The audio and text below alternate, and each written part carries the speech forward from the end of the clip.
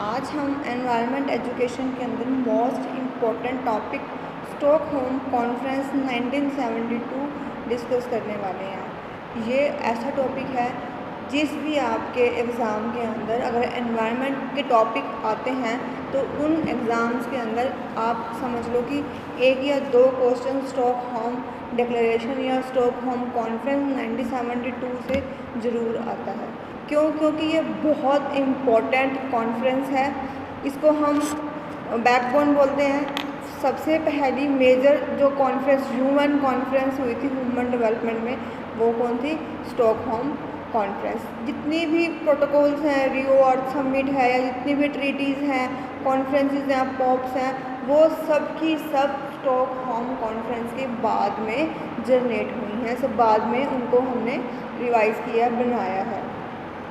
ये इसकी ज़रूरत क्यों पड़ी, कहाँ से इसके रूट्स आए थे, आप लोग ध्यान दो। इसका टाइम पीरियड चल रहा है 1970s के अराउंड। दैट टाइम क्या था, वर्ल्ड वार जो था वो छिड़ा हुआ था। वहाँ पर वेपन्स की वजह से रासायनिक जो वहाँ पर गोलाबारी हो रही थी, उसकी वजह से एनवायरनमेंट जो है वो बहुत ज़्यादा प्रदूषित हो चुका था। वहाँ पर केमिकल रिएक्शंस इतने ज़्यादा थे, वहाँ पर जान माल की इतनी हानि हो चुकी थी कि वहाँ के यूएन के जो मेंबर्स हैं उनको अपने एनवायरनमेंट को सेव करने के लिए सोचना पड़ा कि अगर इसी तरह से हमारा एनवायरनमेंट का बुरा हाल होता रहा तो हम अपनी आने वाली जनरेशन्स को कुछ भी नहीं दे पाएंगे। और ख़ुद भी एक ऐसे एनवायरनमेंट में रहना बहुत मुश्किल है कि जहाँ पर सब जगह प्रदूषण ही प्रदूषण हो, जहाँ पर जीना बहुत बेहाल हो रहा हो। तो एक सस्टेनेबल एनवायरनमेंट की उस टाइम में बहुत ज़्यादा ज़रूरत थी। तो 1968 में इसका प्रपोजल आया स्वीडन से। तो वहाँ पर चर्चा पे चर्चा स्टार्ट हुई, कॉन्फ्रेंस स्टार्ट हुई। तो एटलीस्ट फाइनल जब यहाँ पर नियर अबाउट 5 जून से 16 जून तक ये 11 डेज़ की कॉन्फ्रेंस चली, जिसके अंदर 114 जो डेलीगेशंस ऑफ डिफरेंट गवर्नमेंट के मेंबर्स ने वहाँ पर पार्टिसिपेशन किया। तो वहाँ पर इसको हम इम्पोर्टेंट क्यों है, क्योंकि ये मेजर है। फर्स्ट, या तो हमारे पास लास्ट चीज़ इम्पोर्टेंट होती है या फर्स्ट होती है। आप लोग देखते हो कि बहुत बार आपने जितने भी एग्ज़ाम दिए हैं तो वहाँ पर आपने देखा होगा कि फ़र्स्ट रिवर कौन सी है, फर्स्ट माउंटेन कौन सा है। तो this is the environmental issues first conference, ठीक है। That's why it's very important. It's first major conference on human development. UN की तरफ से, यूनाइटेड नेशंस की तरफ से ये बनाई गई थी, चलाई गई थी फर्स्ट मेजर कॉन्फ्रेंस। यहाँ पर क्या था, ह्यूमन डेवलपमेंट और एक एनवायरनमेंट के जितने भी इश्यूज़ उस टाइम पे 1970s में, उस टाइम में जितने भी इश्यूज़ चल रहे थे उन सब के ऊपर यहाँ पर डिस्कशन हुआ, यहाँ पर परिचर्चा हुई, कॉन्फ्रेंस हेल्ड हुई, ठीक है। इसीलिए ये बहुत इम्पोर्टेंट है। सबसे पहली थी, इसके बाद बहुत सारी कॉन्फ्रेंसेस हैं, ट्रीटीज़ हैं, पॉप्स हैं जो बनाई गई हैं, प्रोटोकॉल है, हर एक रियो समिट हैं, बहुत सारी समिट्स हैं जो इस कॉन्फ्रेंस के बाद हुई हैं। आपको एक नाम और सुनने को मिलेगा, स्टॉकहोम ये कॉन्फ्रेंस है, वो कन्वेंशन है, वो 2003 में आया था। बट इससे अलग है ये बहुत। हमारे सिलेबस में स्टॉकहोम कॉन्फ्रेंस है, कन्वेंशन नहीं है। आपने इस चीज़ का भी ध्यान रखना है, ठीक है। तो डेट याद रखनी है आपको। डेट क्या है, 5 जून टू 16 जून 1972। प्लेस कहाँ था, स्टॉकहोम। स्टॉकहोम कौन सी थी उस टाइम में, कैपिटल ऑफ स्वीडन। मोटो क्या था, ओनली वन अर्थ। ये उस टाइम जो रिपोर्ट सबमिट की गई थी उस रिपोर्ट का टाइटल है, only one earth is the report title of Stockholm conference 1972। Host कौन था, गवर्नमेंट ऑफ स्वीडन। किसने अटेंड की थी, डेलीगेशन फ्रॉम 114 गवर्नमेंट्स ने। डिक्लेरेशन क्या कंसिस्ट करता है, 26 प्रिंसिपल्स यहाँ पर किए गए थे। ये 1 2 3 4 5 पॉइंट्स हैं, इन 5 पॉइंट में से आपका MCQ भी बनता है। 1 या 2 मार्क्स अगर आपके CTET में या आपके किसी और नेशनल एग्ज़ाम में एनवायरनमेंट के टॉपिक आते हैं तो यहाँ से आपका एक क्वेश्चन जो है वो पक्का हो जाता है। ठीक है, मैं रिपीट कर रही हूँ, डेट क्या रहेगी 5 जून टू 16 जून 1972। प्लेस क्या था, स्टॉकहोम, कैपिटल ऑफ स्वीडन थी उस टाइम में। मोटो क्या था, only one earth, this is the report title. Host किसने किया था इसको, गवर्नमेंट ऑफ स्वीडन ने। और अटेंड किसने किया था, 114 डेलीगेशंस थे जो कि डिफरेंट कंट्रीज़ के थे।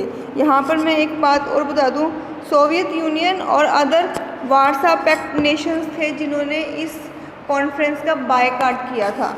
उनको यहाँ पर अटेंड करने की परमिशन नहीं दी थी क्योंकि वो फुल्ली मेंबर नहीं थे UN के, यूनाइटेड नेशन के।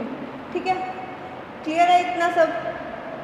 ठीक है, इसको हम बोलते हैं it was the UN first major conference on international environmental issues and marked a turning point in the development of international environmental policies. क्या है ये, टर्निंग पॉइंट है कि जब पहली बार इंटरनेशनली एनवायरमेंटल पॉलिसीज़ जो है वो क्रिएट की गई। ठीक है, the meeting agreed upon a declaration called Stockholm declaration. जो ये प्रिंसिपल्स हैं इसको हम बोलते हैं, तो इसको हम स्टॉकहोम डिक्लेरेशन के नाम से भी हम कह सकते हैं।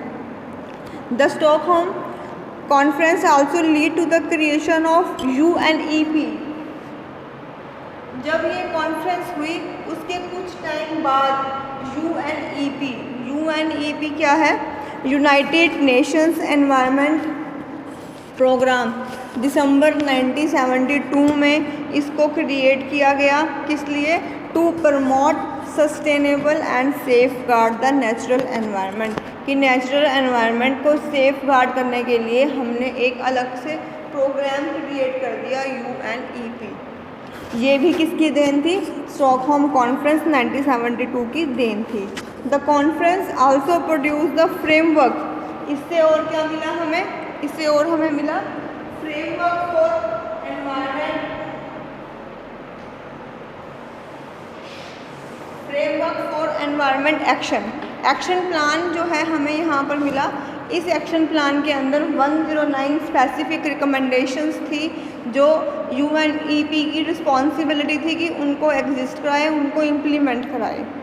ठीक है, यहाँ पर सेटलमेंट, ह्यूमन सेटलमेंट थी, नेचुरल रिसोर्स मैनेजमेंट के लिए इसको किया, पोल्यूशन को कम करने के लिए जो मेजरमेंट रखे गए थे उसके लिए इसको बनाया गया। डेवलपमेंट एंड इंटरनेशनल ऑर्गेनाइजेशंस थी ये। जो इसकी रूट्स हैं मैं पहले बता चुकी हूँ, 1968 के प्रपोजल से ये बनकर बाहर निकला है। तो अब आई थिंक कि इतना इसके बारे में पता चल गया होगा। क्या है ये, स्टॉकहोम कॉन्फ्रेंस 1972। डेट क्या थी इसकी, 5 जून टू 16 जून 1972। प्लेस क्या था इसका, स्टॉकहोम। ठीक है, होस्ट कौन था इसका, गवर्नमेंट ऑफ स्वीडन। क्लियर है ये। चलो अब हम बात करते हैं प्रिंसिपल्स की। इसके अंदर 26 जो है वो प्रिंसिपल्स रिकमेंड किए गए थे। आपको ये एज इट इज़ ही याद करने हैं अगर बीएड के क्वेश्चन में आता है तो। अगर किसी और एग्ज़ाम में आता है तो वो यहाँ से ही आपका MCQ बन जाएगा। उसके अंदर पर्टिकुलर 26 क्वेश्चन जो प्रिंसिपल्स हैं वो नहीं पूछे जाएंगे। फर्स्ट ऑफ ऑल क्या है, ह्यूमन राइट। जो ह्यूमन के राइट्स हैं वो बनाए गए कि कौन कौन से ह्यूमन के राइट्स हैं। Then natural resources must be safeguarded, कि जितने भी नेचुरल रिसोर्सेज हैं उनको हमने सेफ गार्ड करना है। Earth capacity to produce renewable resources must be maintained, जितने भी रीन्यूएबल रिसोर्सेज हैं उनको हमने मेंटेन करना है according to earth capacity. Wildlife must be safeguard, natural resources must be safeguard, then wildlife must be safeguard. Non renewable resources must be shared. Pollution must not exceed the environment's capacity to clean itself. We don't have to exceed the environment's capacity in terms of pollution. Damaging oceanic pollution must be prevented. Development is needed to improve the environment. Developing countries therefore need assistance. Developing countries need reasonable prices for export to carry out environmental management. Environment policies must be hamper development. Developing countries need money to develop environmental safeguards. Integrated development planning is required. Rational planning should resolve conflicts between environment and development. Human settlements must be planned to eliminate environment problems.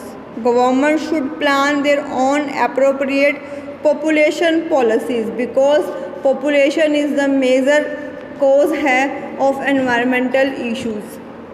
That's why we need to create appropriate policies for population. National institutions must plan development of state natural resources. Science and technology must be used to improve the environment. Environment education is essential. Environmental research must be promoted. State may exploit their resources as they wish, but must not extend it and endanger others. Compensation is due to states.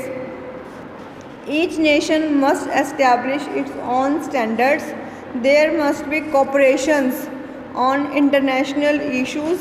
International organizations should help to improve the environment. Weapons of mass destruction must be eliminated. These are the 26 principles या 26 declaration which is given by the Stockholm Conference. यहाँ पर brief में लिखे हैं human rights करने हैं, हमने maintain करने हैं, नेचुरल रिसोर्सेज को हमने ध्यान में रखना है, वेपन्स को हमने ज़्यादा यूज़ नहीं करना है, अर्थ की पोल्यूशन जो है वो अर्थ की कैपेसिटी के अकॉर्डिंगली हमने यूज़ करना है, वाइल्ड लाइफ हमें सेव करनी है, non renewable resources must be shared, improvement in environment है, एनवायरनमेंट एजुकेशन जो है वो हमने देनी है, एनवायरमेंटल रिसर्च जो है हमें प्लान करनी है, पॉलिसीज़ हैं हमें बनानी है, पॉलिसीज़ जो हैं इंटीग्रेटेड डेवलपमेंट की पॉलिसीज़ हमें बनानी है, रैशनल प्लानिंग हमें करनी है, ह्यूमन सेटलमेंट्स जो हैं जो एनवायरनमेंट को सेव कर सकते हैं उसके लिए हमें ध्यान देना है. तो these are the basic declaration. जब आप अपना क्वेश्चन अटैम्प्ट करोगे तो पहले आपने इंट्रोडक्शन देनी है, इंट्रोडक्शन ऑफ स्टॉकहोम कॉन्फ्रेंस 1972. उसके बाद आपने कुछ इसके एक्शन प्लान्स हैं, 6 और 7 पॉइंट्स हैं वो आप लिख सकते हो, बट जो मेजर पोर्शन है वो क्या बनेगा 26 principles. You have to write all the 26 points.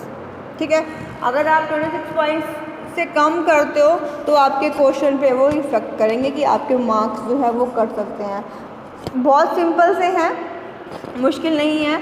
2 या 3 बार आप इनको रीड करोगे तो आपको ये ध्यान में आ जाएंगे, रीड याद हो जाएंगे. मुश्किल नहीं है, काउंटिंग थोड़ी सी ज़्यादा है कि 26 कैसे याद करेंगे, बट 1 या 2 बार रीड करने से ये हमारे को ध्यान में आ जाएंगे. तो this is your today's question, Stockholm conference.